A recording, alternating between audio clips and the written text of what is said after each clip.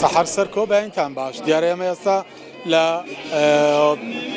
بەڕێبەرایەتی ڕۆشنبیری هەڵەبجەین لێرە پێشەنگای خانمان کراوەتەوە ئەوەی کە لێرەیە پێشەنگایەکی شێوەکاریە ساڵانە لێرە ئەنجامە دێت ئەمە بۆ ساڵی دووەمەکە بەڕێبەرایەتی گشتی ڕۆشنبیری هونەری هەڵەبجە بەردەوام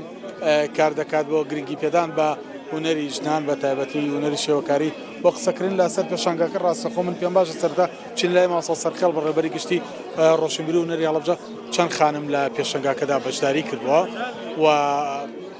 بە چەند تابلۆ ئەکرێ بڵین چۆن بیر لەمە کرایەوە کە ئەم فستیڤاڵەیە کە شێوە فستیڤاڵێکی لە خۆی کردووە بڕیاردرا ئەمە نەریتێکی ساڵانە لە خۆ بگرێت. سواز بۆ کەناڵی کورسات ماڵی هەمووان دیارە بە خۆتان ئەزانن ئەمە بۆ دووەمین ساڵ لەسەر یەک پێشانگای شێوەکاری خانمان ئێمە ئەەکەین وەک بەڕێبەراتی گشتی ڕۆشنبیری و هونەری هەڵەبجە بۆ پاڵپشتی پشتیوانی تەواوی ئەو خاتونانێک کە دێنە دنیای هونەرەوە ئەمانەیە پاڵپشتیان بکەین لە ڕووی مادی و معنەویەوە ئێمە دەستگیرۆیانەکەین و بەڕێبەراتی گشتی ڕۆشنبیری و هونەری هەڵەبجە بە ماڵی خۆیان ئەزانن ئەوانە ئێمە پاڵپشتیوانی ئەەکەین ئەمە بۆ دووەمین جارە ئەم با بڵین پێشانگایە بەردەوام ئەبێت بەسپاسەوە زیاتر لە 25 خاتون بەشداریان کردووە بە 30 تابلۆ وەک باڵێنمان پێداون ئەم پێشانگایە ساڵانە بەردەوامی ئەبێت. تاکەی پێشەنگاکە بەردەوام بێت بۆ ماوەی یەک ڕۆژە یار بۆ ماوەی یەک ڕۆژە و لە ڕۆژانی ئایندا ئەگوازێتەوە بۆ ناحیە جوانەکەی بیارە. دەستان خۆش بێت دیارە بەرنامەتانەیە کە گرنگی بە ناحەکانیش بە نەفچۆچە دەستان خۆش بێ ئەوەی کە ئێستا میوانان لێرن بۆ تێڕوانین لەو تابلۆوانەی کە بە دەست و پەنجەی خانمانی هونەرمەند نەخشێنراون و تابلۆکان هەرێکیان و گزارش لە لایەنێکی جوانی هونەری دەکات و ئەمە لەگەڵ هاوکارم ئەمانوێت بچینە لای ئەو خانمانەی کە لێرە لە ناو پێشەنگاکەدا بەشداریان کردووە. خانم ئەم کاتت باش سپاس بەڕێزم ڕاستەخۆ لەگەڵتان پێمان بڵێ تۆ بەچی بەشداریت کردووە و پێشەنگاکەی تۆ یا بڵین تابلۆکەی تۆ گزارش لە چێکات؟ بەڵێ من بە تابلۆی وێنەکێشان بەشداریم کردووە ئەمە دووەم ساڵەکە بەشداریەکەم و دووەم پێشانگایە بۆ ئافرەتانی هەڵەبجە کرێتەوە.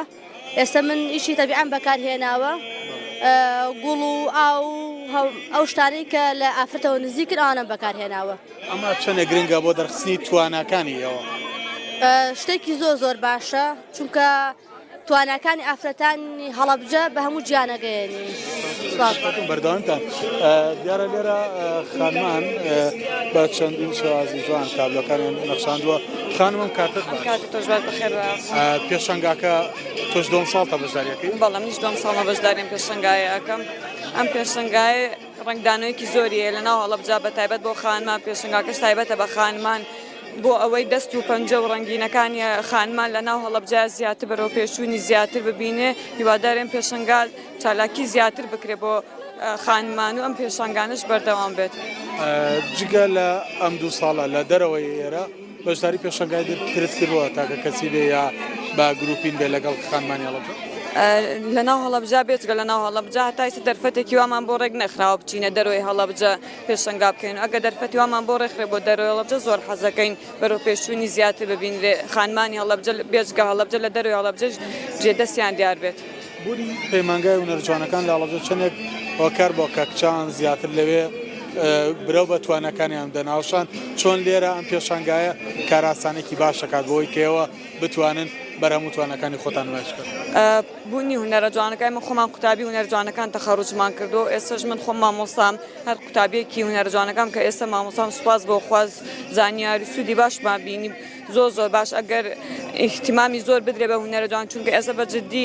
یعنی سارد بووەتەوە عنی تەلەبەی زۆر کەمە زۆر سابەتەوە چونکە ئەوە گرنگی پێ نادرێت لە ڕووی بینا و لە ڕووی هەموو شتێک و ئەگەر بکرێ زیاتر گرنگی بە هونەرە جوانەکان بدەن بۆ ئەوەی هونەر لە هەڵەبجە زیاتر بەرەو پێشوونی زیاتر ببینێ. خاتون سەرکەوتوبی دیارە چەندین تابلۆی جوانی دیکە لێرە